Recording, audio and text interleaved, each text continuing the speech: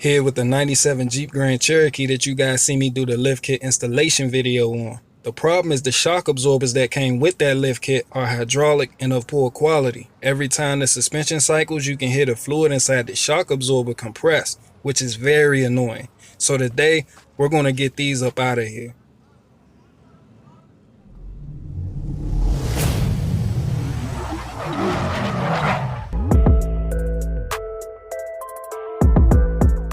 I'm replacing all 4 shock absorbers, starting with the 2 front ones. So I'm lifting the entire front end of the vehicle and setting it on jack stands. I'm removing the wheels with a 19mm socket so I have more space to work, and with the wheels out of the way, you have full access to the bottom end of your shock. But in order to get to the top, you'll need to pop the hood, and on the driver's side, you'll notice that the nut that mounts the shock to the chassis is buried under the ABS. And it seems there's no way to get to it without removing the entire unit. But we have no problems, only solutions. See this windshield washer fluid tank? It's held in place with 2 fasteners, and you'll need a 10mm socket for removal.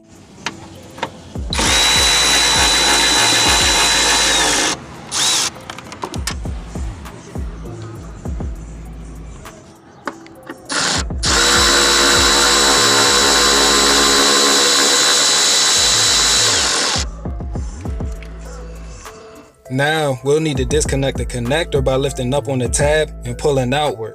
Now we can fit this 14mm wrench in here on the nut and use a pair of vice grips to turn the piston rod on the shock absorber.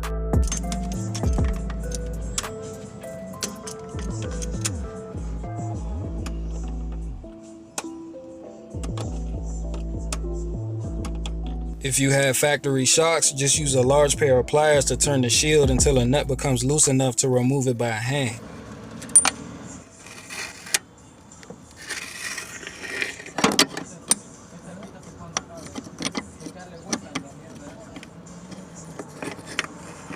Now that the top part is out of the way, we can focus on the bottom. I'm using a 13mm wrench to hold the bolt still and a 13mm deep socket to remove the nuts.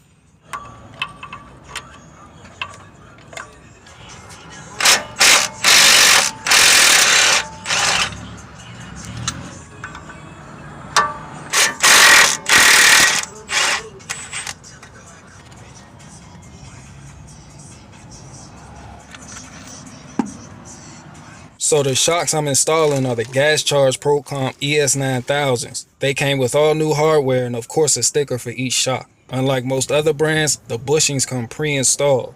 And to give you an idea on how well they age, I've had these on my 96 for almost 2 years now, and they still look decent and ride great. But back to the project at hand. I'll be jacking up the body so I can fit these 3-inch lift shocks in place easier.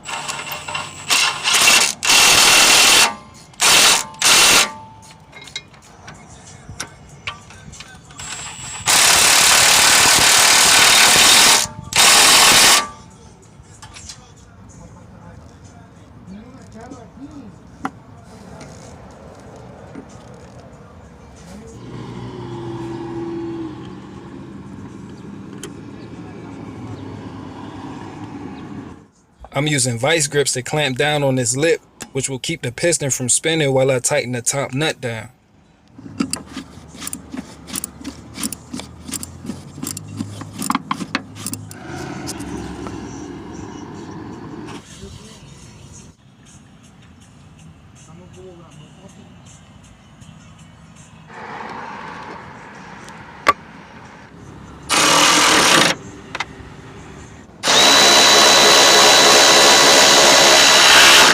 Passenger side is done the exact same way, but the nut is located beside the coolant tank and is easy to get to.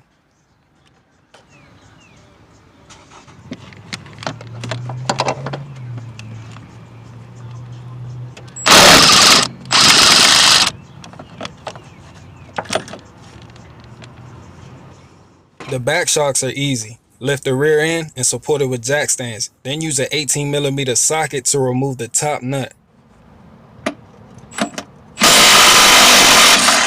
Remove the washer, but don't throw it away because we will be reusing it. And down at the bottom half of the shock, you'll need a 15mm wrench to hold the bolt still and an 18mm socket to remove the nut.